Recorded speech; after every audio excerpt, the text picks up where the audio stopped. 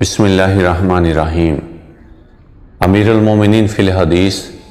امام محمد بن اسماعیل المعروف امام بخاری رحمۃ اللہ علیہ 256 ہجری میں فوت ہوئے۔ آپ کے اساتذہ میں امام احمد بن حنبل،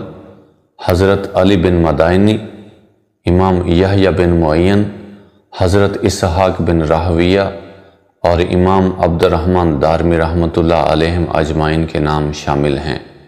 ہم صرف ایک سلسلہ کو بیان کریں گے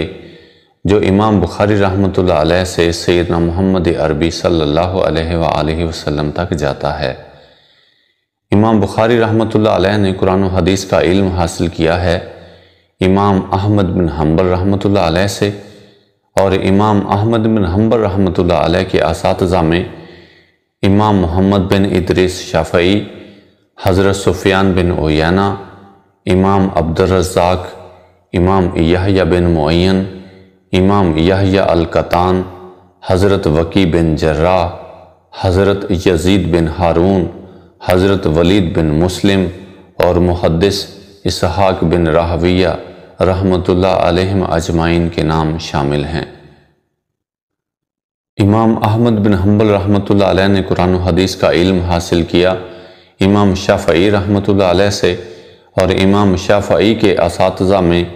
امام مالک بن انس، امام ابو حنیفہ کے شاگرد امام محمد بن حسن شیبانی، حضرت سفیان بن عیینہ، حضرت وکی بن جراح،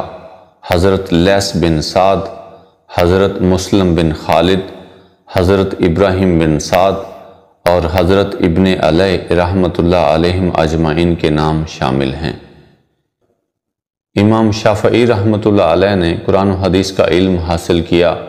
امام مالک رحمۃ اللہ علیہ سے، اور امام مالک کے اساتذہ میں امام نافع، امام شہاب زہری، امام عبد الرحمن اوزائی،